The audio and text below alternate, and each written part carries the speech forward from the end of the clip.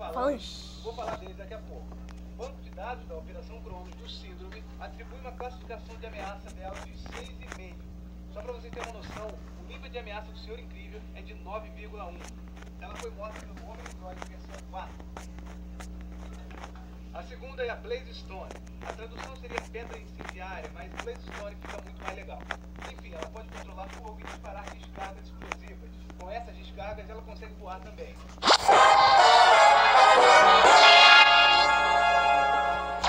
Fala galera, eu sou o Imaginago e bem-vindos a mais um vídeo. Depois que eu fiz um vídeo sobre a teoria dos incríveis, vocês me pediram para fazer um vídeo sobre os outros super-heróis do filme. A gente conhece perfeitamente o Gelado e a Família Incrível, mas o resto dos super-heróis não são comentados direito no filme, até porque o Síndrome matou a maioria deles. Nesse vídeo você vai conhecer não só os nomes desses heróis, mas também os poderes e as curiosidades de cada um deles. Bom, a primeira da lista é a Apogeu. Ela foi uma super-heroína cujos poderes eram controle de gravidade e levitação. Ela era capaz de deixar as coisas mais pesadas ou mais leves e controlá-las com a mente. Ela fica ainda mais forte quando o Sol alcança o apogeu, ou seja, ao meio-dia. Porém, a apogeu fica fraca quando o tempo está nublado ou quando tiver um eclipse. Ela fazia parte de um grupo chamado Trio Emocionante. Sim, o nome é cafona porque aquela época era assim mesmo. Junto com o Olho Laser e o Falange. Vou falar deles daqui a pouco. O banco de dados da Operação Cronos do Síndrome atribui uma classificação de ameaça dela de 6,5. Só para vocês terem uma noção, o nível de ameaça do Senhor Incrível é de 9,1. Ela foi morta pelo Homem Android versão 4. A segunda é a Blaze Stone. A tradução seria pedra incendiária, mas Blaze Stone fica muito mais legal. Enfim, ela pode controlar fogo e disparar descargas explosivas. Com essas descargas, ela consegue voar também. Seu ponto fraco era a água e temperaturas abaixo de 0. Ela tinha um relacionamento com o Gelado, mas ele também acabou se casando com outra mulher. Então ela provavelmente se casou com o Olho Laser, que era o seu outro pretendente. E isso nos leva a uma teoria sobre o filme Os Incríveis 2, que eu vou falar em um próximo vídeo aqui. Enfim, o nível de ameaça dela era de 5,5 e ela foi morta pelo Omni Droid versão 2. Downburst, traduzindo seria algo como explosão para baixo. Ele podia voar e expelir tudo que estivesse em uma pequena área ao seu redor. Seu nível de ameaça era 6,5. Ele derrotou a versão 2 do Omni Droid, mas foi morto pela versão número 3. Dynamite. Ele possuía foguetes nos seus antebraços e tinha o poder de lançar raios desintegradores. Acabou morrendo quando sua capa ficou presa na decolagem. Dynamite, capa presa na decolagem. Após a sua morte, o Olho Laser assumiu seu lugar no Trio Emocionante. Ele era o líder naquela época. Vidente.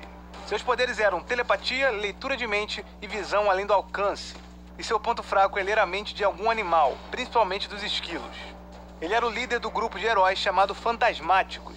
Além dele, o grupo era composto pela Raio de Plasma, Ventania e a Onda Psíquica. Seu nível de ameaça era de 3,2 e ele foi morto pela primeira versão do Omni Droid. Quando ele foi morto, seu cérebro foi preservado e mantido em laboratório. Talvez veremos o resultado disso em Os Incríveis 2. Fogarel.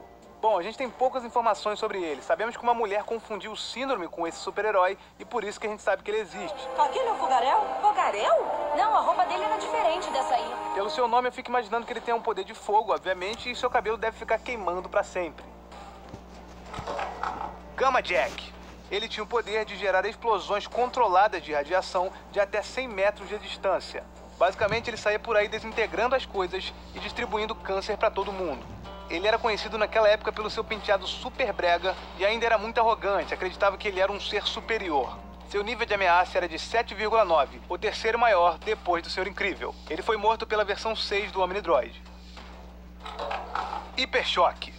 Ele é capaz de produzir ondas sísmicas no ar e também consegue criar terremotos. Mas seu poder é inútil contra materiais não sólidos. Seu nível de ameaça é de 7,5, sendo assim o quarto super-herói mais forte. Ele conseguiu destruir a versão 3 do Omni Droid, mas foi morto pela versão 4. Lembrando que esse nível de ameaça é apenas para os heróis da época do Senhor Incrível. É verdade. Na minha opinião, o Zezé é o super-herói mais forte que existe, mas ele não é daquela época. Macroburst, que eu prefiro chamar de Ventania. Seus poderes consistiam em controlar as correntes de ar e criar ventos de alta velocidade capazes de cortar praticamente qualquer coisa. Sua fraqueza era a claustrofobia. E o curioso é que o seu sexo era desconhecido. Sim, ninguém sabia se era homem ou mulher. O que a gente sabe é que ela ou ele era ajudante do vidente.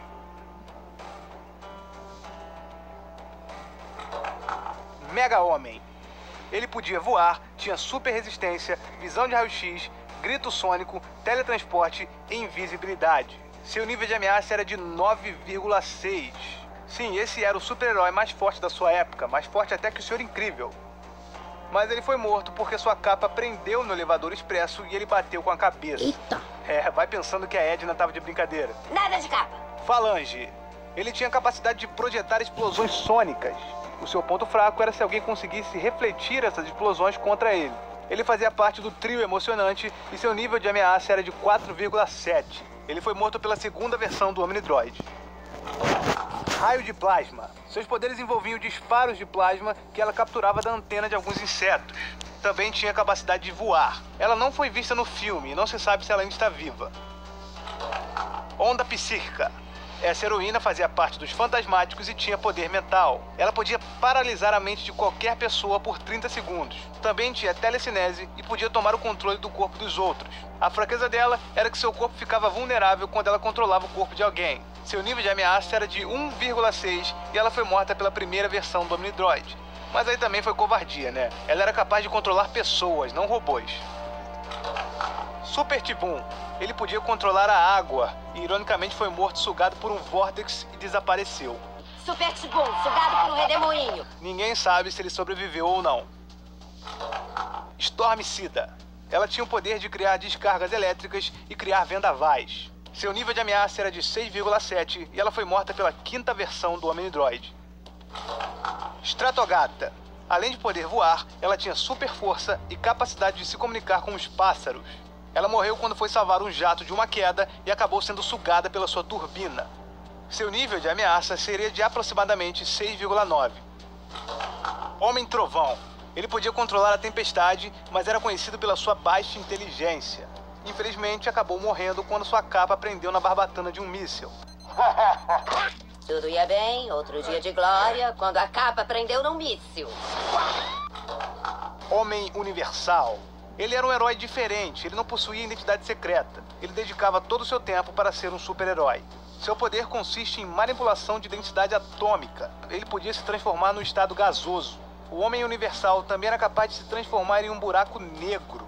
Mas ele acabou nunca usando essa habilidade, pois assim ele destruiria todo o planeta Terra. Por causa disso, infelizmente, o seu nível de ameaça ficou em 2,9 e ele foi o primeiro herói a ser morto pela primeira versão do Omnidroid. Obviamente que se ele usasse seu poder completo, seu nível de ameaça ia ser mais de 8.000! E por último, Olho Laser. Ele consegue gerar explosões de energia dos seus olhos. O capacete que ele usa lhe permite controlar essas explosões. Ele é claramente uma inspiração do Ciclope de os X-Men.